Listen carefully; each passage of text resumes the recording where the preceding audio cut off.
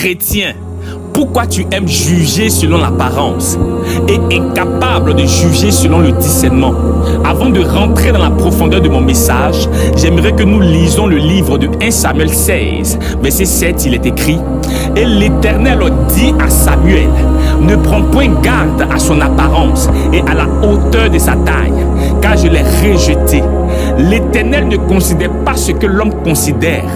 L'homme regarde à ce qui frappe les yeux, mais l'Éternel regarde au cœur. Même dans le Nouveau Testament, précisément dans le livre de Jean 7, verset 24, où la parole déclare: « Ne jugez pas selon l'apparence, mais jugez selon la justice. » Pourquoi Jean nous met en garde? Parce que Dieu condamne le fait de mépriser quelqu'un à cause de son apparence, c'est-à-dire chapeau, habit, chaussures ou son rang social. Ne savez-vous pas que l'apparence peut tromper, mais le cœur révèle la vérité? Beaucoup de personnes qui ont été rejetées par les hommes sont ceux-là qui ont été choisis par Dieu. Ne savez-vous pas que juger par l'apparence est une erreur spirituelle et parfois une désobéissance? Ça s'appelle aussi de l'enfantillage spirituel.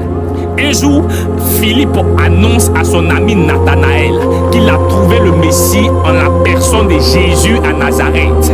Mais Nathanaël, avec scepticisme, répond: peut-il venir de Nazareth quelque chose de bon?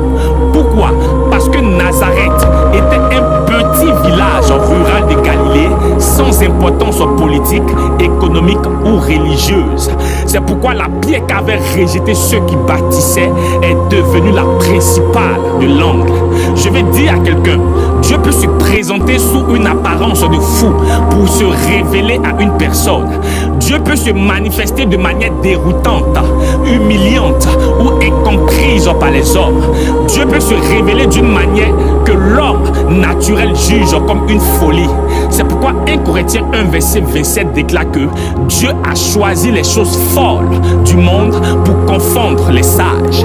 L'une des raisons pour lesquelles Jésus était méprisé et abandonné par son entourage, c'est parce qu'il n'avait ni beauté ni éclat pour attirer leur regard. Jésus lui-même a été traité de fou, traité de possédé et rejeté à cause de son apparence simple. Beaucoup d'entre vous, de façon inimaginable, ont été éprouvés par Dieu en envoyant des anges avec une apparence bizarre pour vous bénir.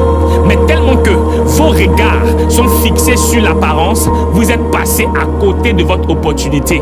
Selon qu'il est écrit dans Hébreux 13, verset 2, n'oubliez pas l'hospitalité, car en les laissant, quelques-uns ont logé des anges sans le savoir.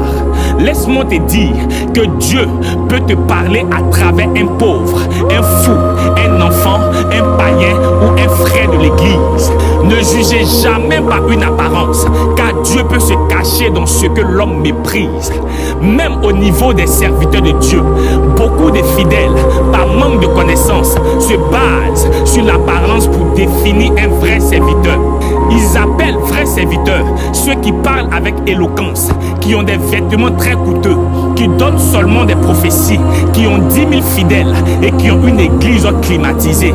Mais ils appellent faux serviteurs celui qui a des dreadlocks ou une barbe en pétard, qui porte un simple boubou ou qui s'habille simplement, qui porte un bonnet ou une casquette sur la tête, qui a une église en paille ou qui a 30 ou 50 fidèles et qui prêche la vraie doctrine.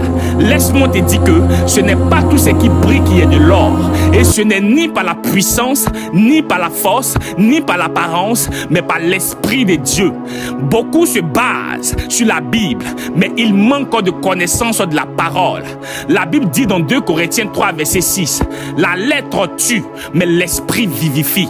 Cela signifie que la simple observance intérieure des versets sont insuffisantes et peuvent condamner, alors que l'action intérieure et transformatrice de l'Esprit Saint apporte la vraie vie spirituelle, la compréhension et la liberté. Dieu peut prendre l'apparence d'un fou pour se révéler aux hommes, mais est-ce que cela voudrait dire qu'il est fou? Tout ce que la Bible nous recommande, c'est de ne pas être un sujet de scandale. Alors faites très attention, Ce n'est pas tout ce que l'œil voit qui est vrai, et ce n'est pas tout qu'on juge. Car la mesure avec laquelle tu juges, tu seras jugé avec cette même mesure.